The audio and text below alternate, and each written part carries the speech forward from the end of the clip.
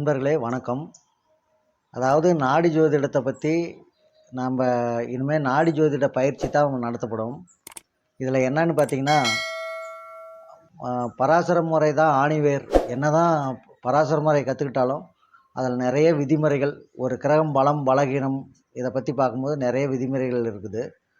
ஆனால் அதில் இயற்கை சுபர் இயற்கை பாவர்னு பராசர முறையில் சொல்கிறோம். நாடியில் பார்த்துக்கிட்டா ஒரு கிரகத்திற்கு நட்பு பகை இது ரெண்டு மட்டும் தெரிஞ்சுக்கிட்டா போதும். அதை வச்சுட்டு அக்யூரேட்டாக பலன் சொல்கிறது எப்படி அப்படிங்கிறத மூன்று விதிமுறைகளை வைத்துக்கொண்டு நம்ம ஜாதகம் பார்க்குறது தான் நாடி ஜோதிடம். நாடி ஜோதிடத்தில் முதல் 3 முறைகளில் முதல் முறை பார்த்துக்கிட்டா சேர்க்கை தொடர்பு. சேர்க்கை தொடர்புன்னா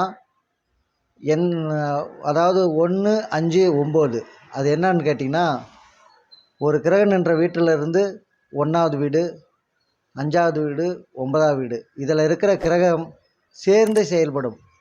அதுதான் சேர்க்கை தொடர்பு. 2வது விதி உபச்சேர்க்கை.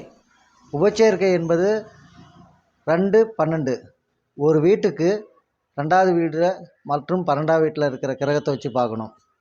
3வது விதி 3, 7, 11 இது எதிர்ச்சேர்க்கை. இந்த 3 விதைகளை வைத்துக்கொண்டு நம்ம ஒரு ஜாதகத்தை நுணுக்கமாக தெளிவாக பலன் சொல்ல முடியும் அப்படிங்கிறத நாடி ஜோதிடத்தில் மெயின் விதியே. இப்போ முதல்ல சேர்க்கை தொடர்பு அப்படிங்கிறத உதாரணம் போட்டு அதிலேருந்து ஒரு ஜாதகத்தை எப்படி பார்க்கணும், உபச்சேர்க்கை எப்படி பார்க்கணும், ஒவ்வொரு விதிக்கும் ஒரு ஃபார்முலாவை சொல்லி இதில் நடத்த போகிறேன்.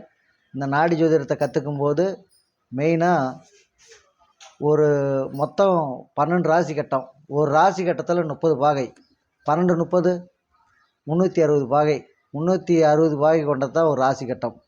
அப்போ ஒரு ராசி கட்டத்தில் ஒரு கிரகம் இருக்குதுன்னா அது எத்தனாவது பாகையில் இருக்குது. 2வது அந்த பாகையை எடுத்து வச்சு எப்படி பார்க்கலாம் அப்படிங்கிறது தான் இப்போ நம்ம தெளிவாக பார்க்க போகிறோம். அதில் சேர்க்கை தொடர்புன்னா என்ன அப்படிங்கிறத ஃபஸ்ட்டு விதிமுறையை கொஞ்சம் தெளிவாக பார்க்கலாம். ஃபஸ்ட்டு விதிமுறைன்னு பார்த்துக்கிட்டா சேர்க்கை தொடர்பு 1, 5, 9. இப்போ மேச வீட்டில் ஒரு கிரகம் இருக்குது. அந்த கிரகத்தை வச்சு அந்த வீடு கிழக்கு ராசி வீடு. மேசங்கிறது கிழக்கு, மேசங்கிறது பார்த்துக்கிட்டா தர்ம தத்துவம். அதேமாரி மேசத்தில் அஸ்வினி கேதுவோட நட்சத்திரம், சுக்கிரனோட நட்சத்திரம் பரணி, சூரியனோட நட்சத்திரம் கிருத்திகை. இது 3 நட்சத்திர மண்டலம் இதுக்குள்ளே இருக்குது. அதிலேருந்து 5வது வீடுன்னு பார்த்துக்கிட்டா சிம்ம வீடு. அந்த சிம்ம வீடும் கிழக்கு ராசி. அந்த வீட்லேயும் கேதுவோட நட்சத்திரம் அதாவது மக நட்சத்திரம், சுக்கிரனோட நட்சத்திரம் பூரம், சூரியனோட நட்சத்திரம் உத்திரம் 1ஆம் பாதம். இந்த 2 நட்சத்திரம் இந்த வீட்டுக்குள்ளேயே இருக்குது. அதே தகுப்பு. அதிலேருந்து மேசத்துலேருந்து 9வது வீடுன்னு பார்த்துக்கிட்டா தனுசு. இதுலேயும் கேதுவோட நட்சத்திரம் மூலம், சுக்கிரனோட நட்சத்திரம் பூராடம், சூரியனோட நட்சத்திரம் 1ஆம் பாதம் உத்திராடம் 1ஆம் பாதம் இருக்குது. இப்போ சேம் நட்சத்திர மண்டலமும் ஒரே மாரி இருக்கும். ஒரு வீட்டில் கணக்கு எடுத்துக்கிட்டிங்கன்னா அதிலேருந்து 5வது வீடும் 9வது வீட்டில் இருக்கிற கிரக நட்சத்திர மண்டலமும் ஒரே மாதிரி இருக்கும். மேச வீடு நெருப்புன்னா அதிலேருந்து 5வது வீடு நெருப்பு, தனுசும் நெருப்பு. ஆனால் நெருப்புகளில் சற்று வித்தியாசம் வரும். மேசம் சர தத்துவம், சர நெருப்பு. சிம்மம் ஸ்திர நெருப்பு. உபயம் தனுசு உபய நெருப்பு.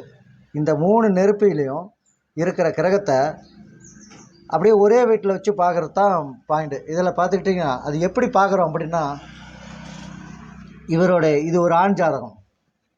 பொதுவாக நமக்கு 2 கிரகம் ஆய்வுக்கு தேவையானது 2 கிரகம் போதும். இவருக்கு 54வது வருஷம் நடக்கும்போது இவருக்கு என்ன வீட்டு பலன் வேலை செய்யும்னா, லக்கணம் எங்கே இருக்குதோ அதிலேருந்து 6வது வீடு வேலை செய்யும். 6ன்னா என்ன, ஃபஸ்ட்டில் எடுத்தோன்னே லக்கணத்துக்கு எத்தனாவது வீடு வேலை செய்யும்னா, முதல் வீடு லக்கணம் வீடு, 2வது வீடு லக்கணத்துக்கு 2வது வீடு, 3வது வருஷம் லக்கணத்துக்கு 3வது வருஷம் லக்கணத்துக்கு 3வது வீடு வேலை செய்யும். 4வது வருஷம் லக்கணத்துக்கு 4வது வீடு வேலை செய்யும். இப்படியே 12 வருஷம் 12 லக்கணமும் எடுத்துக்கணும். 13வது வருஷம் மறுபடியும் லக்கணத்துலேருந்து ஆரம்பிக்கும். இப்படி 54ல் எத்தனை 12 இருக்குது? அப்போ 2 12 24, 3 12 36, 4 12 48. 48 வந்து கழிச்சிட்டா மீதி எத்தனை இருக்கும்? 6. அப்போ 6 அப்படின்னா நம்ம என்ன ஜாதகத்தில் படிச்சிருக்கிறோம்? 6னா ரோகஸ்தானம். அப்போ ரோகஸ்தானம் அப்படிங்கிறது வேலை செய்யும் அப்படின்னு பார்த்துக்கிட்டோமா? அந்த வருஷம் மேச வீடு வேலை செய்யும். எப்படின்னா மேசத்தில் கோச்சார குரு போகும்போது இந்த ஜாதகருக்கு கோச்சார குரு எந்த வீட்டில் போகிறாரோ அங்கே என்ன கிரகச்சேர்க்கை பதிவாக இருக்குதோ அந்த கிரகச்சேர்க்கையை ஜாதகர் அனுபவிப்பார். இதுதான் பாயிண்ட். இதுதான் நாடி ஜோதிடத்தில் முதல் விதிமுறை.